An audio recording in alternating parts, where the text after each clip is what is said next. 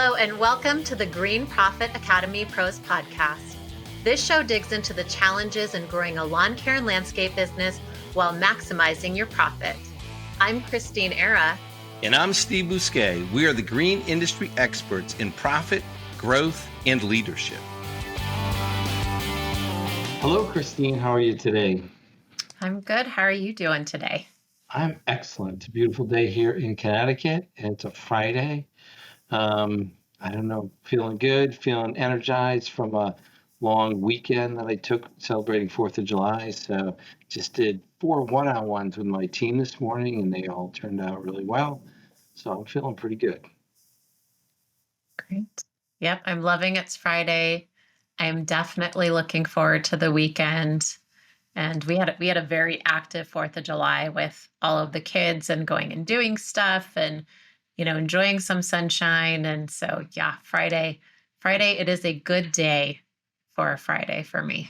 Yeah.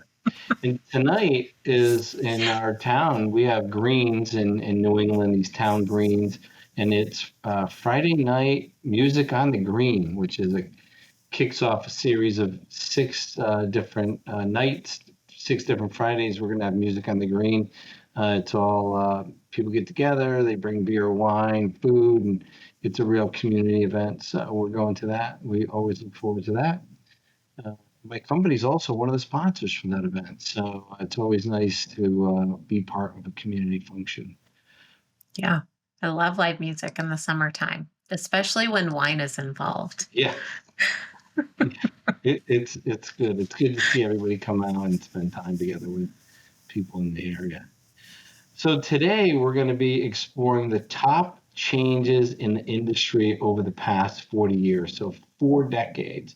Over the past 40 years, we've seen a lot of changes from technology advancements to regulations and even business models. So this is like I started 40 years ago, and I've seen a lot of these. I've lived a lot of these changes, and so we're going to be talking about that today. Excellent. Yeah, I think, in business things change, but when you really zero in on an industry and start talking about and reflecting back on like what has changed, I almost feel like at times it's kind of talking, to that grandparent or their parent when they're like, when I started this, I used to walk uphill one way and uphill the other way, like back, or, you don't know what hard is. Like, this is what we had to do. Or so I love reflecting, on kind of some of the old school ways of businesses and industry, and then just really seeing like where we are now. And, maybe things aren't as hard as we think they are because of the advancements. Yeah, we're going to do a lot of, back in my day, we used to have to push mow each way uphill. And our push mower didn't have any wheels. So there'll be a little bit of that. I'll definitely want to focus on the awesome advancements that were made, not too much back in my day. So which you'll get a little bit of that. So let's start off with some technology adoption and the technology revolution in the green industry. Mm-hmm. Yeah, and I love technology. I mean, I've been cloud-based my entire career, before cloud-based was even a thing. So, really kind of navigating my way through technology and supporting small businesses has been an interesting journey. And I've always kind of looked at myself as being very innovative. And I love talking about the technologies. One of my favorite conferences to go to is the Lawn and Landscape Technology Conference that happens every year. And just to hear about the advancements that they share in this industry, it's fascinating. I love listening to it. So, some of the things that have happened since, back in the day, let's say like 40 years ago. So we have, software being used in businesses. And the software advancements have made a huge change in efficiency and as well as collaboration. So some of the things that I have seen is kind of like that, 3D rendering and design of landscapes, which I think is really interesting, to where you can use this software uh, do a mock-up of somebody's landscape, show up at their house during a sales consultation and say, hey, this is what it would look like. And it's almost like a 3D tour of bringing them through what their patio is going to look like, the gardenscape, maybe a path or, a fire pit, things like that.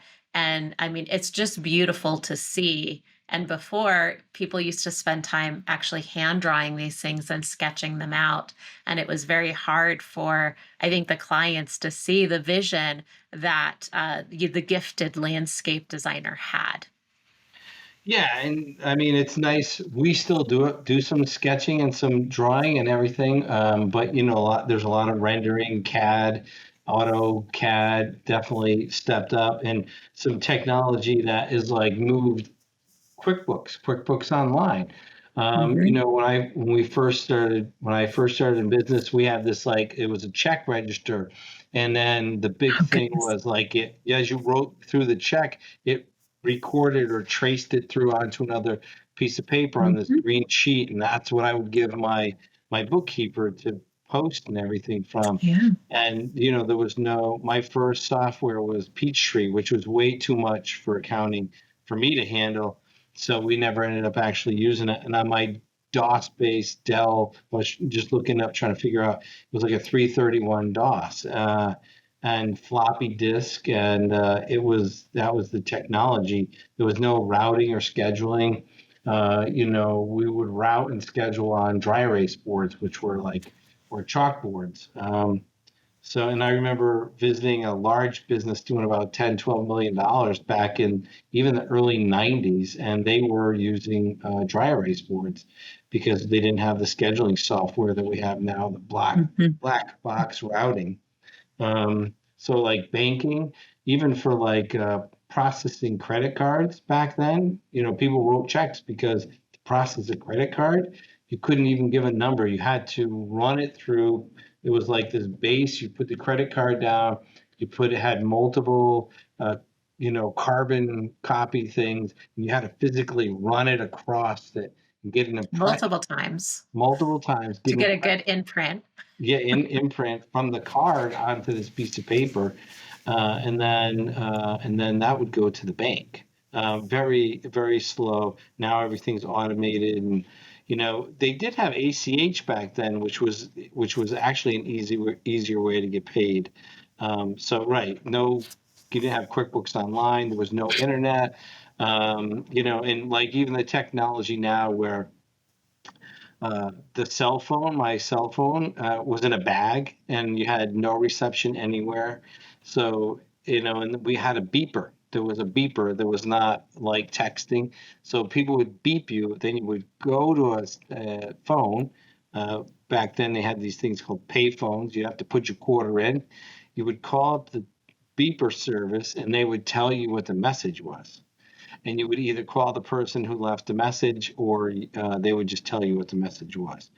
So I Yeah. mean, it's these cell phone computers we have today is light years ahead. Yeah, and I think the other thing, you're talking about routing, it's the GPS systems that they have and, the software as well, to where they have software. And I know a couple of them, like Field Routes and Service Titan and Service Autopilot, they have it to where you can group your clients or your customers that you service in an area, and it will map out the most efficient route for you, which and then you can change it up as it goes, like if something happens, somebody cancels, or and then it can adjust the route to still make it more efficient. So that amount of time being saved leaning into your technology today is a lot different, than a dry erase board, or even the old map books that used to have in your car, or you would print out the GPS map, or yeah. So, Yeah, that's a MapQuest. That was huge a map big quest. deal. Yeah. Printing off MapQuest. We had map books and even like you talk about field routes and the schedulability with that.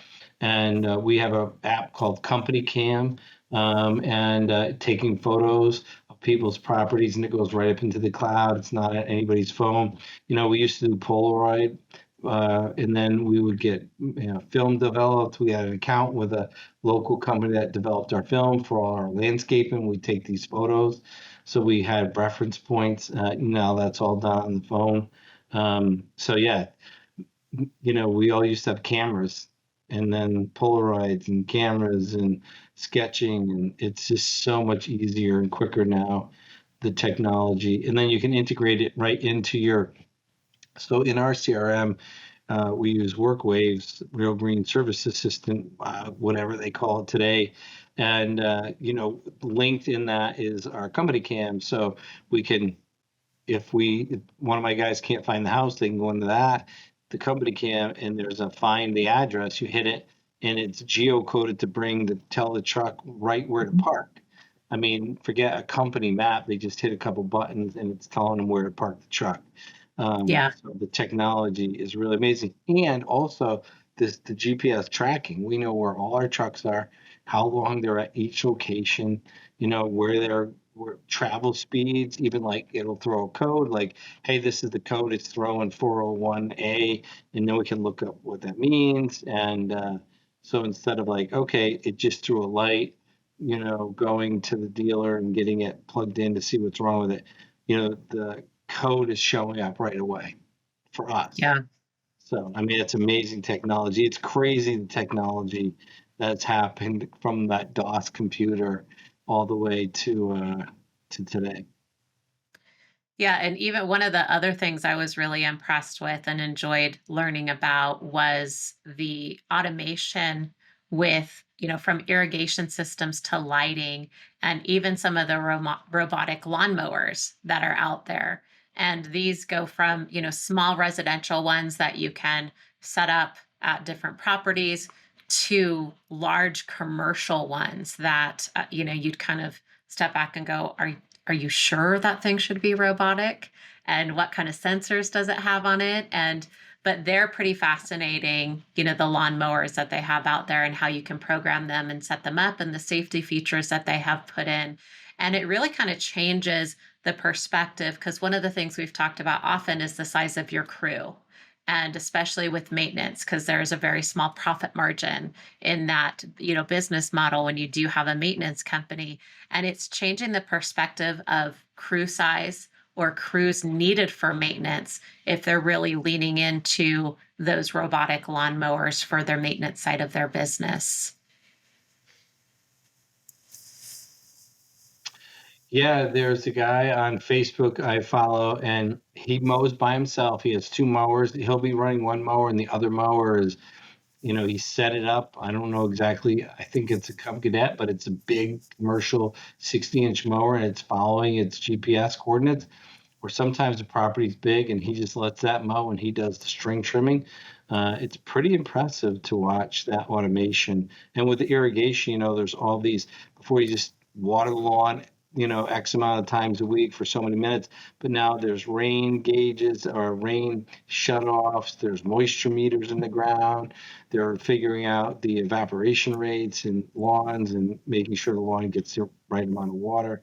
Growing degree days settings for irrigation, instead of just the whole yard gets watered at the same amount every time, regardless of any other factor, which saves a huge amount of water.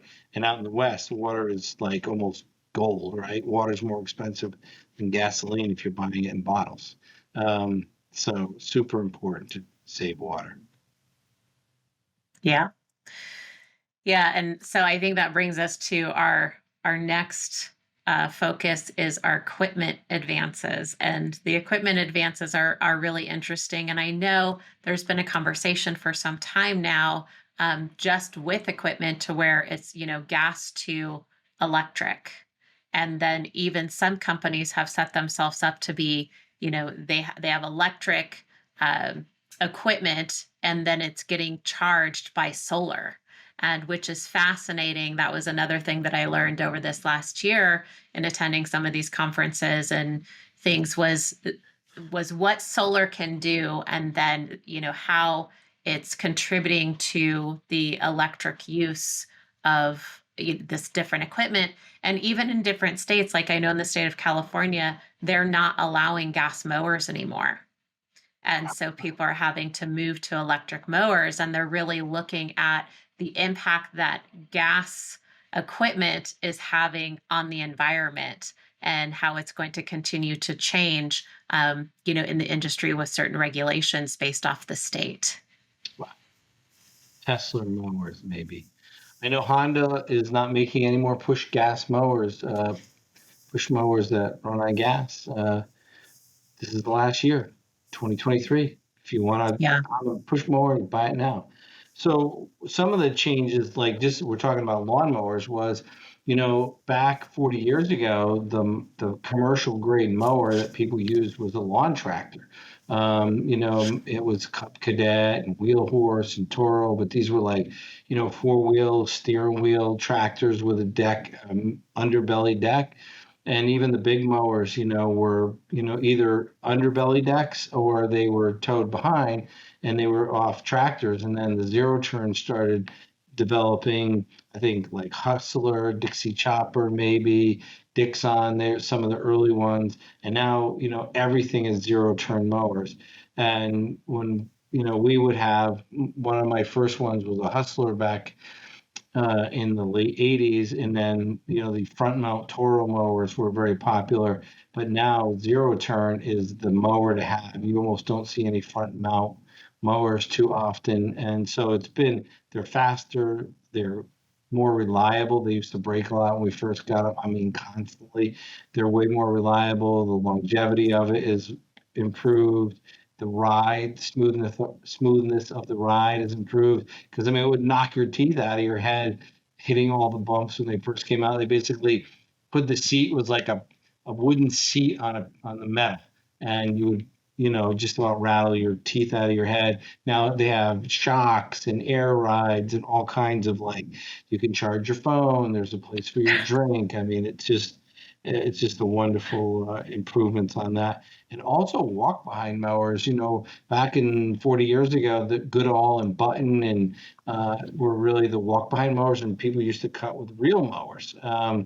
Mhm. And I can't remember the name of the real mowers. They're made in Bridgeport, but the walk behind mowers, there was only squeeze pistols, and it was either a variable speed or belt. And now it's hydraulic, and there's different ways that you can steer it without like constantly grabbing these pistol grips, right, left, right, left. It's way more efficient. And there's also stand-on mowers. So they took the walk behind and the rider and made it a stand-on, so you can stand on it. The mower, those are probably 20 years old ish, but that's new technology. So you can fit more mower on a smaller trailer. Yeah. Backpack blowers are another huge technology advancement. We have an Echo. It's like 870 cc's. Don't quote me, but I mean this thing is huge. Maybe it's over 900, see, whatever it is, 900 cubic feet a minute. But I mean this, what these things will do. We had like 40 cc engine. The Echo back 40 years ago was like a magic toy, and it cost $400. Now you can buy these big ones for $600. So the backpack blower is a big deal. Cab forward trucks have really taken hold in the Mhm. industry. Before basically you had a pickup, always undersized because the engines weren't that big, or you had to get a big dump truck and it was a standard, and you had clutching. It was very awkward. These cab forwards turn on a dime. They're easy to put box trucks on and ramps. The cab forward, they put super cabs on them, quad cabs, so 6 people can fit in them. That has really taken hold. Another big piece of equipment is the mini excavator has changed the landscape industry, because before excavators were all huge, they were big, and these mini excavators, you can grade with them, you can dig with them, you can do trenching with them. You can just do so many more things. And watching guys run these and how good they are on it's amazing. I watched some guy, he picked a golf ball up off the top of a beer bottle with the mini excavator hydraulic thumb. I mean, they're getting so talented with these. Mini skid steers is another tool. So Toro makes it. I think the Dingo was the first one, but now Bobcat makes it, and Ditch Witch, and everybody has a mini skid. But again, you either walk behind this mini skid or you stand on it. And that changed the landscape industry because it gave lifting capacity, maneuverability, where before it was just this big, bulky skid steer. And wherever you put that, you destroyed the lawn, you rutted it up, and you had to really know what you were doing because it was so big. So mini skid steers have been huge. And then another one of my favorites, because when I started doing lawn applications, you push spread, where you had a tractor mounted Vicon spreader on the back of a New Holland or a John Deere, huge, or you pulled a hose. But now we have ride on spreader sprayers. And there's so many different makes and models. You have the Toro one, Steel Green, Turf Wear, Cub Cadet has one. Ferris, there's a whole bunch of these, but being able to stand on a machine that goes between 5 and 10 miles an hour, spread fertilizer, and also spray for weeds, insects, organics, whatever you want. That completely revolutionized the business to the point where when I started, a big day would be 120,000 feet for a lawn tech. And now the standard is between 200 and 280,000 feet a day, depending on the size of your properties. Now, if you have like 35, 2 to 3,000 foot properties, the stand on this is not the best tool for that. And you're not going to get the square footage done. But on an average size property between 12 to 16,000 feet per yard, you can do that amount of production. What's nice about it is the machine's doing all the work, whether it's at 8 o'clock in the morning or 4 o'clock in the afternoon. The machine doesn't care how hot it is, or how many lawns it's treated. It just keeps going. So it used to be push spread it, and then you would spot spray the weeds with a backpack sprayer, or you would have a tank sprayer and you would spot spray off the tank sprayer. But these spray-on sprayers, what it's done is it's add longevity to people's careers. So now you can have people in their 40s, 50s, and even 60s treating lawns, which is a wonderful thing. People don't have to leave the industry that they love. Another one is plowing, snow plowing. So, my first plow truck back in the 80s, it had multiple levers. One lever you pulled and the other one you pushed, and it would angle the plow. And there was another lever to put it up and down. And it was slow. You could hear it. And now they're all push button. They're super quick. I mean, they are lightning fast how quick you can turn those plows and how quick it goes up and down. And the wings, hydraulic wings, there's just so many improvements. Also in the trucks, four-wheel drive is push button. Four-wheel drive used to be you had to get out hubs. Mhm. You had to shift stuff around and adjust the transmission, like have the truck angled on a hill, roll it back, click it into four-wheel drive, and now it's just push button. So lots of equipment advances, and they keep making improvements all the time. Yeah, and I know too with the equipment on the engineering because of, they're looking at the gas and, making sure that because I know when you start switching from gas to electric, there's an issue around power, and horsepower and what the equipment is capable of doing. So I know the companies that do are still going to be producing, equipment that are gas and not switching to electric. They're really looking at the engineering side of the engine and just the overall operations of the equipment and trying to increase the longevity of the equipment and create a larger window for maintenance so you don't have to maintenance it as often and it does function more efficiently without losing the power. So I know that's something that they've been focusing on for years. So I'm excited to see the continued advancements on the side of not just the power with electric equipment that's showing up and not losing that power switching from gas to electric, but also the efficiencies that they're designing into the gas equipment that they're still going to be manufacturing.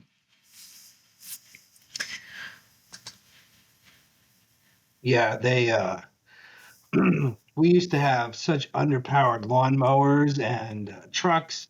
Now it's all I think our Ford is like, I don't know, over 400 horsepower. Our truck, we used to have 11 horsepower mowers. Now they're like 23 to 38 horsepower. So they definitely beefed these units up. And I think on the electric side, they're going to add multiple motors. So there's like one motor that runs deck, one motor that runs the machine. So it's going to be quite different in the future. Yeah.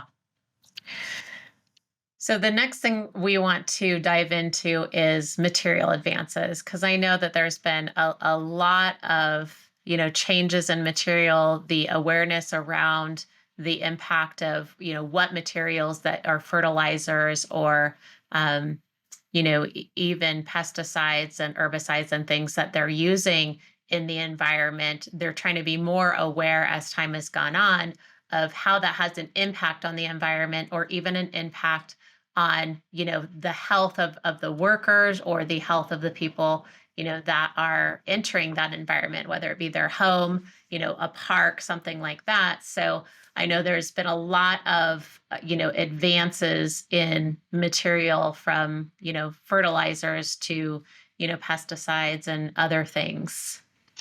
Yeah, huge changes in materials. I mean, one of the biggest changes is definitely the fact that we now have slow release fertilizers, right? These coated fertilizers that we can actually choose. Do we want it to be 4 weeks, up to 16 weeks, up to 20 weeks?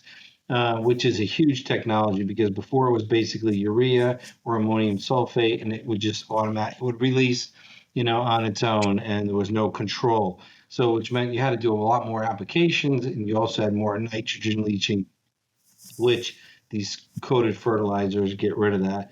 And on the pet side, insecticide, I mean, diazinon, when I first started, was a popular product. It was a non-selective insecticide. That's off the market. Durspan was an insecticide. That's off the market. And that was mostly for surface insects. And there's other products that, there was, when I started, you could buy basically a similar Agent Orange product. It was 2,4,5-DT, which was a brush killer, which is off the market. And so the other thing that changed was going more to solubles and emulsifiable concentrates, where before it used to be, when I first started, you would have powders. If you were going to spray anything, you would have to put the powder in a tank and have this big agitation system to break the powder up and keep it in suspension. So, Mm. like, there was Dactylol, and there was some prodiamine used to come in a powder. That's now, like Barricade or prodiamine or pre-emergent used to be a powder, and you had to keep it in suspension. And that's why you needed so much agitation. The other big change is in how much material you need. There's a insecticide called Seven, and it's still on the market. But I mean, you need between 3 to 6 ounces of that per 1,000 feet. So I mean, you're talking 120 to 240 ounces per acre, and Acceloprin is like 1.6 ounces to the acre. It's just the lowest rates. Even like if you're using imidacloprid or Merit, it's zero point 0.6 ounces. So 20, to the acre, it's almost nothing compared to what we used to put down. Even Dilox, I think, which is still available, is between, like, for grub control, 3 to 6 ounces per 1,000 feet, not like 4 ounces to the acre. We just have herbicides that we're using that are 5 ounces to the acre. So it's 1.2 ounces to 10,000 feet, versus, where you're doing 1.5 ounces per 1,000. So you're doing 60 something ounces to the acre. Big difference. But you have to be more careful with it. But the other thing that they did with these, the ones that are the chemicals that are they have more active ingredient, you need less per acre, is they're more target specific. So before, like, diazinon would just kill everything and anything, subsurface, surface insect, where now products like Acceloprin, only kills a very specific narrow range, mostly focusing on beetle larvae, and which makes the product more effective, and you don't have to put out as much product as often. So diazinon, you had to wait till the grubs were present. So sometimes you had to do it in late July, then you'd have to do it again in late August or early September. So you'd have to make sure your, apps were 5 to 6 weeks apart, where now most lawn care companies are going 6 to 8 weeks apart. Core Growth Strategies provides business growth management solutions through cloud accounting, bookkeeping, and strategic business consulting programs. Our team works with small businesses in lawn care and landscape and trade industries throughout the U.S. We increase our clients' business acumen by creating business performance transparency through financials and strategic advisement based on industry best practices and benchmarks. Our experienced team provides support, guidance, and coaching, thereby allowing our clients to connect with viable data and discover their own solutions. Core Growth Strategies programs and services are designed to get your business from where it is now to where you have always dreamed it to be. Visit us today at coregrowthstrategies.com and follow us on Facebook, Instagram, or LinkedIn. Don't miss our exclusive limited time podcast special. Just mention promo code GPA Pro to any member of our team during your complimentary consultation, or enter the promo code on our site when you sign up for one of our online programs. That's promo code GPA Pro.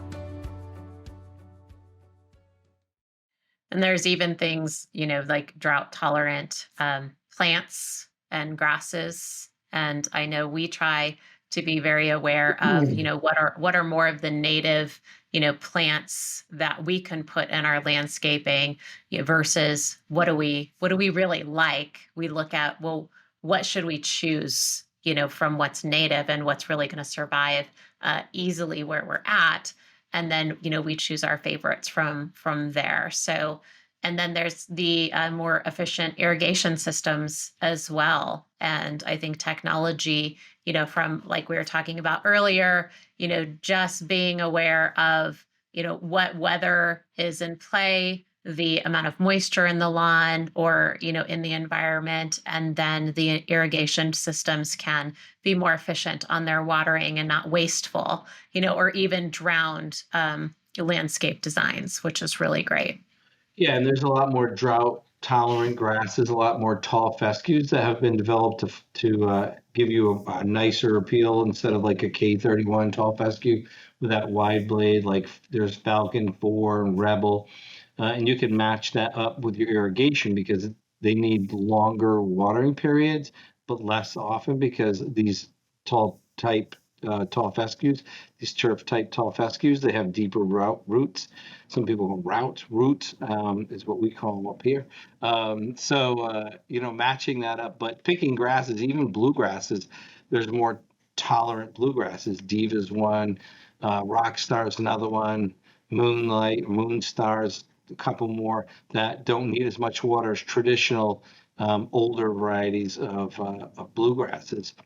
Yeah. So, picking that and matching your irrigation really makes a big difference with materials. And plants also, people are growing more native plants, more drought-resistant plants, and the Pride Corner Nursery is right by us, and they have a whole selection of natives, and these native varieties need way less water. They don't need the fertilizer. They need less pruning so that the input is lower and they are more indigenous to the area that we live. Yeah, and that's one of my favorite days is going to a nursery. We have some large ones in the area, and I can go there for hours and just kind of get lost in all the different plants and especially the different grasses because I have most recently in the last couple of years have fallen in love with grass gardening, and I have a grass garden. I just put in another one this year in my yard because I loved the first one so much.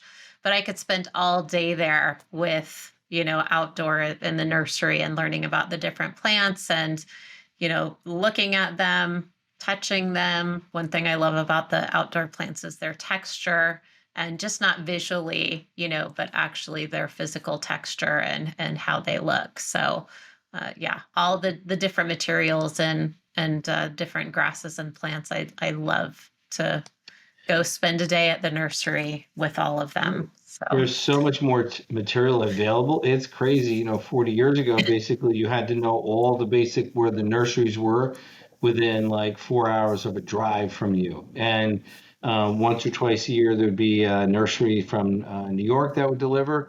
And so you put your order with them like in the winter, and they would drop your plants off once in the spring, once in the fall. And now you can get plants, all seasons from all over the country. People are shipping everything everywhere. It's not like what has to be within a 4 hour, 5 hour drive of your location. You can get plants from all over the country, which can be good and can be bad. So I mean, you have to know what you're buying and when to buy Mhm. it and stuff like that. But the availability of the plant material, the width of the plant material, how many varieties of daylilies you can get, and flowering shrubs, spirea, rhododendrons. I mean, that has also expanded because people want more choices. So it Yeah. used to be a pretty narrow, range of plants that we would use, and now it's much larger. Yeah, so not only do we have all these options for equipment, for materials, technology these days, one of the other things that I think there's a lot of options in that can create confusion with business owners is business models. And I love talking about business models. When I wrote the book, that was one of the things that came on the table was, hey, I know this industry has these different types of business models. They have the full service business model, and then they have like the single service business model. But I felt it was so much more than that. It was kind of like, well, yeah, it's either the three ring circus or the one trick pony. But then I started digging deeper and seeing the challenges with these different business models. Like there was so much more in that.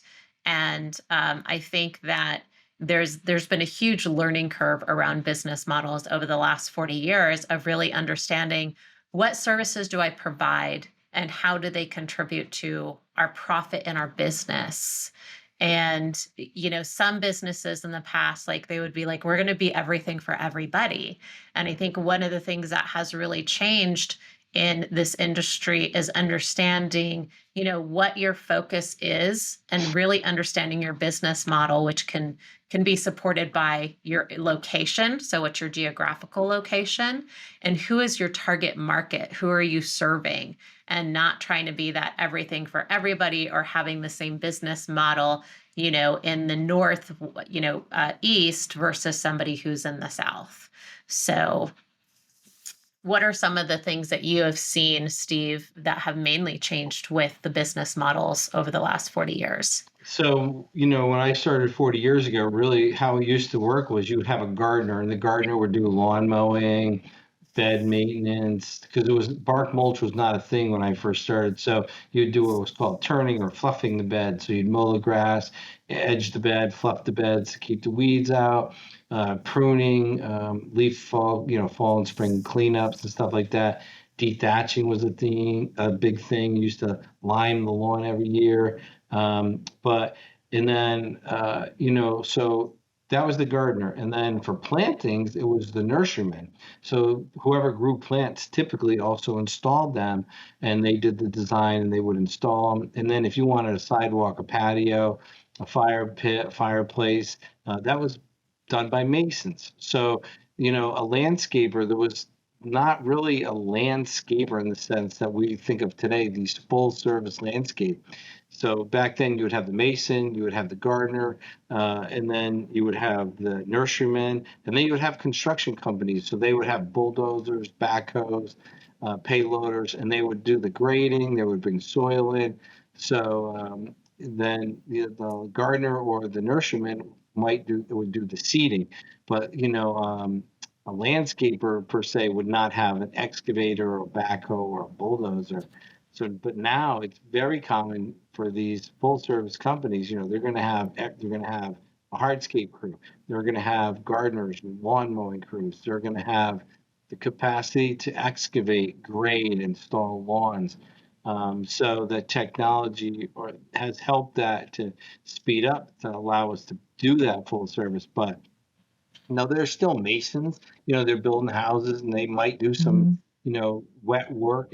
Most of the landscapers are doing dry work, which is pavers, Techo block, Unilock, Ideal, whatever, Belgard, but that was not a big thing 40 years ago. That was for masons. I remember doing the first uh, pavers that, paver patio we did was at one of my houses, my first house. And it was like, oh, how do you do it? And you set the base, and it's a whole different world now. The technology and these pavers are much better. Colors are better. The tools to lay pavers for grading, for leveling, compaction, is so much better. The poly sand that goes with the pavers, before you used to sweep in, just kind of concrete sand or play sand, whatever. So that's changed quite a bit. So the biggest models have definitely been going from all these different industries kind of melding under the landscaper uh, roof. Very interesting to be that much of a full service company. And even like lawn fertilization was not really a big thing until like probably the 80s. And Scott's Fertilizer was the main company at that time to make fertilizer. And then True Green now was called ChemLawn back then. One guy started it. And so ChemLawn would do the fertilizing. Like you wouldn't fertilize and kill weeds, and until people realized that that was a business and they could make a living out of it, and it did. But even now, full service companies are doing weed control and fertilizing, and so it's all under one roof. So that's probably been the biggest change. And I think to run that many different services under one roof, you know, people have to be better business people. They have to understand Yeah. marketing and finance and hiring and training and how do you get all those resources under one roof and do a really good job? And that's a struggle. Yeah, I agree. I think, you can't be everything to everybody, which I said earlier, and being aware of what is your market and don't just offer something to satisfy the few, make sure it serves the many, because that will dig into your profit and your business.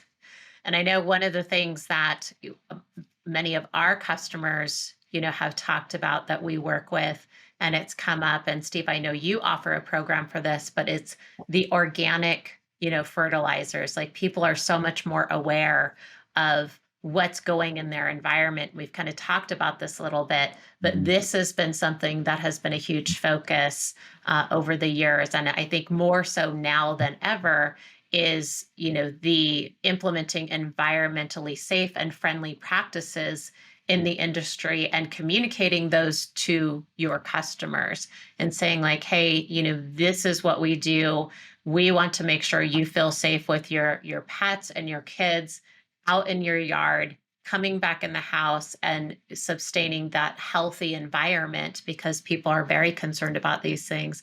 So I know that there's been a lot more organic fertilizers, natural pest control methods put in the environment. And in addition to that, even, plants and species of plants that they don't have to worry about their pets eating in their yard and, creating toxicity. So there's just more of that care and awareness around health, in their home and their environments that they live in. People are much more concerned about their pets now than ever. The main question we get asked is, "Will this hurt my dog?" And I design my program so they're organic based fertilizers, they're immediate entry pesticides. We're trying to reduce the exposure to pesticides to bees, to in other pollinators, and we're trying to use fertilizers that don't leach. So they could be. They used to be sulfur coated, now they're polyon coated, mixed with organic fertilizers, so we don't have the leaching going into the waterways and the water systems. Making sure the pets can go on the lawn, letting things dry, and then they can go on not putting products down that are going to hurt them in the short term or long term. And a lot of that comes from increased focus on like the customer preferences, but also professionalism in the industry has really skyrocketed through certification, through education, through conferences, and people are really paying attention to what they need to learn. I think, back 40 years ago, you read books and you tried to get information from people. Some of the organizations were strong. I know the Connecticut Nurserymen Association was very strong 40 years ago, and it's kind of developed into the Connecticut Nursery and Landscape Association because the landscape industry has grown so much. In 40 Mhm. years, it's gone from about 70 to 80 million dollars a year to $1 billion a year. The growth has been exponential. So the professionalism and certification and licensing, the EPA was not even developed until 1970s, 72, I think, Richard Nixon. So, when I started my business in 83, it was only 11 years old, the EPA. So a lot of the training and education and licensing, like in the state of Connecticut, I have my supervisory license, which is, very difficult to get in this state. So having the licensing and the recertifications and the boards have gained a lot of prominence in the industry. Yeah, and I think it's really shifted, and has improved the not just their customer trust, but the confidence in the industry to where, we feel confident when we hire a landscape designer or someone in the lawn industry that they're going to show up, with expertise. And where we're really going to see that is through their marketing and their branding and their customer reviews. So as a homeowner, that's one of the places that we're looking at. And we're also, this has come up plenty of times in our coaching conversations with our clients, is how to get that message across that really communicates the value and the experience and the expertise that they have in their industry, in their market. And I think all of, the professional certificates help. The care about the environment helps, the care about the customer and the knowledge that they're presenting in their brand. All of that really helps. And it has definitely improved, just overall the trust and confidence in the industry. Yeah. And I mean, another huge change in the industry, and this is all business really, is the marketing and advertising, right? So yellow pages used to be big, that doesn't exist. Newspaper used to be big. And, people wouldn't call you if they had to call another town. Like, so if you're trying to grow a lawn mowing business or a landscape business, they would only call because it was long distance. And if you called long distance during, and I'm doing air quotes if you're listening to this, long distance during the day was 25 cents a minute. So you try to call at night, or I had what I did was I had multiple phone numbers in the markets I wanted to penetrate, and I would pay the long distance phone call, so they thought they were calling their town. Otherwise, they would not call you. And now you can call anybody, anywhere, anytime. So all your advertising was local. It was newspaper or the telephone book, and really Yeah. that was, or that was it. And like there wasn't all these wraps and logos and everything. If you wanted a truck, you had to get it hand painted. There wasn't even vinyl. So our first trucks were all hand painted signage. So that has really changed. Now you have Facebook, social media, emailing, texting, Facebook messaging, Snapchat, TikTok, Instagram. People call you all different ways. Texting is a huge communication. Before it used to be Yeah. somebody would call you up. If you didn't answer the phone, they would leave a message on your message machine, which had a tape on it. And then you would reverse the tape and you would listen to the message, and then you would call them back. And that was generally accepted way to communicate with people. And now that's not accepted. People are not, if they get an answer machine, click. I think it's only 43% of people will leave a message. Yeah, I think a lot of that shifted, with the introduction of the internet and the generation that grew up with it. It's that instant gratification. And even, if you're kind of new to it, you're experiencing some of that, instant gratification. Like you didn't grow up with it, but you're like, at some point you started using the internet in your life. I know when I was a child, I did not use the internet. I didn't start using the internet till I was in my 20s, and it was dial up, and it was like it made all those horrible loud noises. So I think another shift is with the internet. And it was interesting because when we had Jack Justice, who does the Tree of Good Fortune, and he specializes in marketing specifically for this industry. And he shared a very interesting method that he utilizes in his marketing that's a part of his Tree of Good Fortune. And it dials the way that he sets it up with your website and your service locations is he has a method that he uses to where no matter like where you're at, if you're saying I want to service this area and they do an internet or Google search, it will bring your landscape company or your lawn care application company up in that area. So it doesn't stop that mindset of, oh, they're out of area and you still service that area. So I thought that was an interesting kind of breaking through that barrier of location and your service area and really being able to expand, to other clientele and other areas.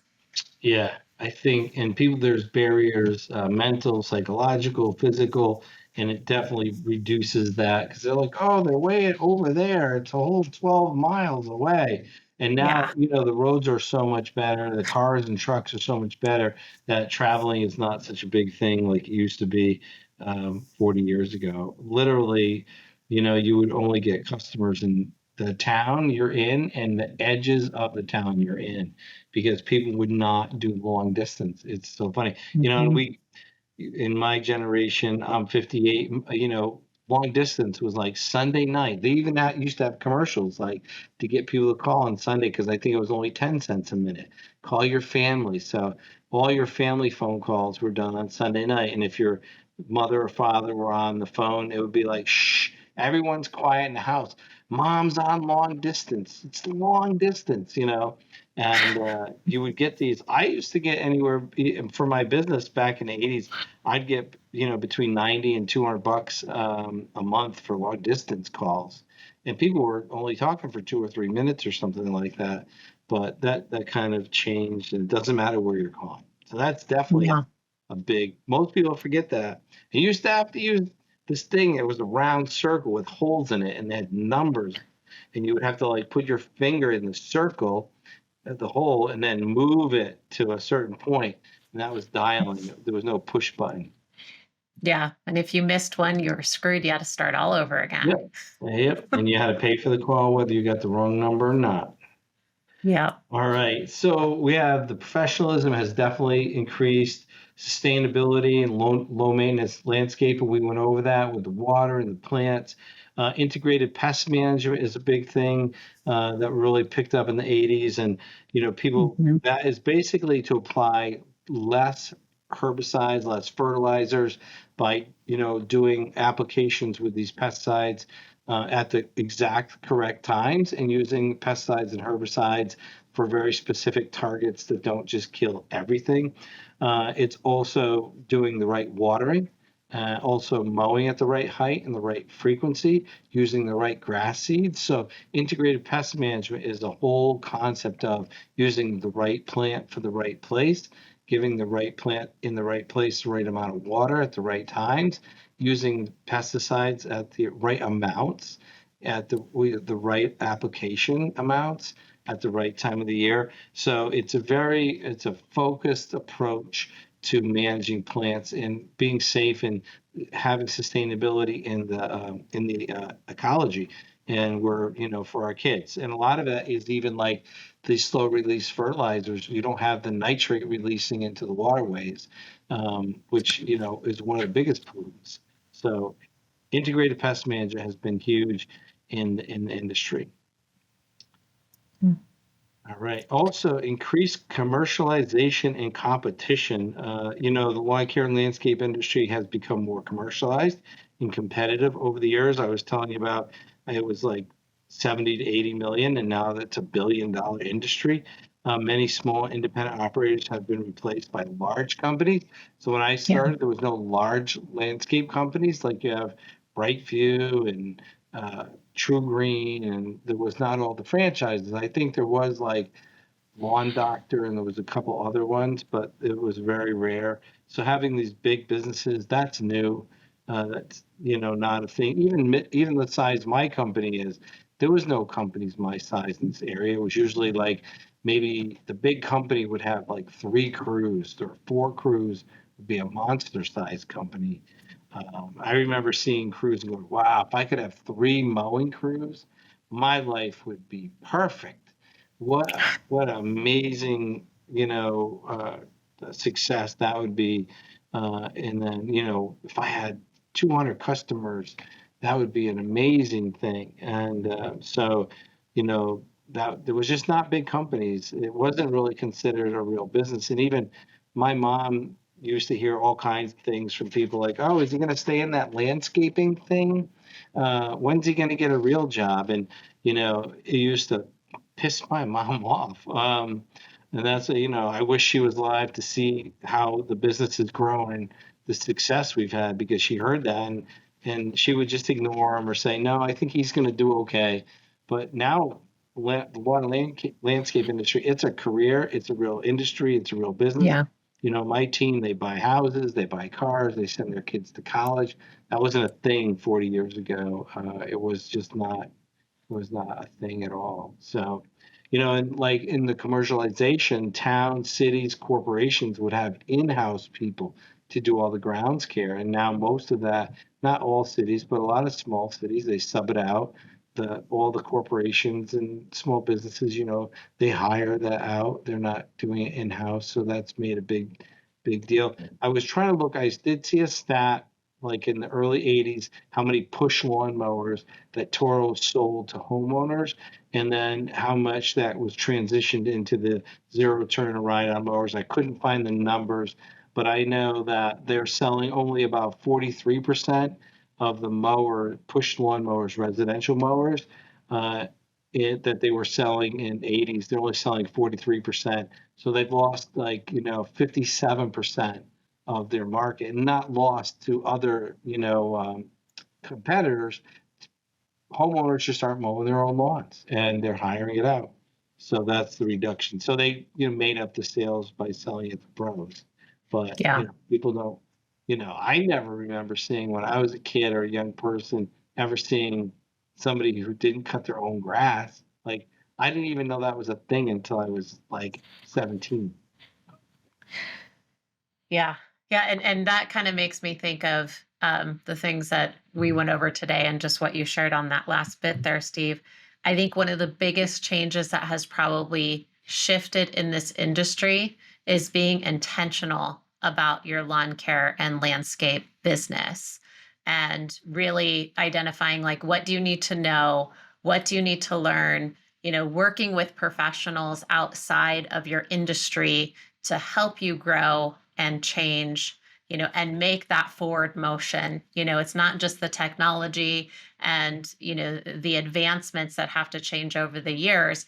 You can also make your own advancements as well. And I know we have worked with several, lawnscape and landscape business owners and from both sides of the companies, Green Profit Academy and Core Growth Strategies. And we help them understand their numbers on one side and really get their books dialed in. And then on the other side, we really help them with the implementation of methods to manage their growth and scalability and also leadership.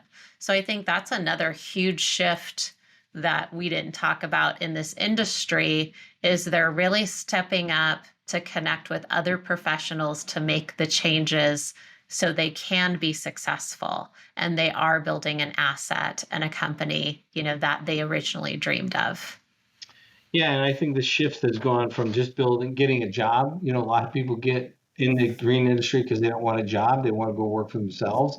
And one of the guys in my area, he basically, and now he started in the '60s because he's passed away, but he didn't want to work in the factory. He didn't want to work in the mills, so he started a landscape business. And a lot of guys, I didn't want to go to work for someone else. I wanted to create my own opportunities. I wanted to create my own life and not be confined by somebody else's vision. But I found other people like me. I found other people who Mhm. started push mowing lawns, Don Zerby, Scott Nickett, Alan Lehigh. I found these other people who started very much the same way. And, now we're friends. We know each other. And, they're very successful business people. They're not just in lawn care, but if you look at their businesses, They've created an asset, and they've created this. It will go on in perpetuity. It's not just a job for them, but it's Yeah. community, and they have people on their team that can run and grow the business once they want to step out. I'm not saying they're stepping out. I'm just saying the day they want to, there's a team behind them that they've built of professionals that can run that business, and they don't need to be there day to day, even now, every Yeah. single day. So it's definitely changed from, the guy you have to do all the work by yourself to you can grow a company and build an asset. Yeah. So the common denominator that I hear there is they didn't got it alone and they hired the professionals to help them get there and the advisors. And that was a game changer for them. Absolutely huge game changer. Yeah, the coaching, the consulting, the personal development. Developing our teams, growing our teams. That's the biggest difference. It's totally changed. I wish some of my mentors could see where the business is at and what we've developed. And I was inspired by them to cut straight lines and have nice looking edges and beds and stuff. That's just the beginning of the journey. Once you do that, then you have to start building one crew, two crews, three crews, a team, an office, and then you have to start developing leaders, and you have to learn how to market. And you can't do all that in finances. And that's where I got Yeah. in trouble. Before I learned that, you can't do that by yourself. You can. It's just going to take longer if it ever happens, and it's going to be painful. But by getting the coaches, consultants, training, and development, things happen much quicker with much less pain, and you're doing it with other people. So it's just like I'm struggling here, like I'm struggling. Let's figure this out together. Let's work with the coach. Let's figure out how our money needs to be lined up and how we need to get our allocations and percentages dialed in. Like I never heard gross profit margin for the first 20 years I was in this industry from anybody anywhere. And now wherever I go, that's all I'm talking about. And people are talking about profit first, gross profit margins, building teams. It's a whole different conversation than whether my lawnmower is green, yellow, or red. Right. Yeah. Well, I hope today's conversation gave some of you a walk down memory lane and maybe inspired some new ideas as well. And I think overall, these changes in the lawn and landscape industry has driven a shift towards sustainability, improvement in technology, increased customization, and a focus on customer satisfaction. Yes. Well, thanks everyone for listening. I hope you enjoyed this, and you'll join us for the next podcast. Thanks for listening to the Green Profit Academy Pros Podcast, The show that digs into the challenges of growing a lawn care and landscape business while maximizing your profit.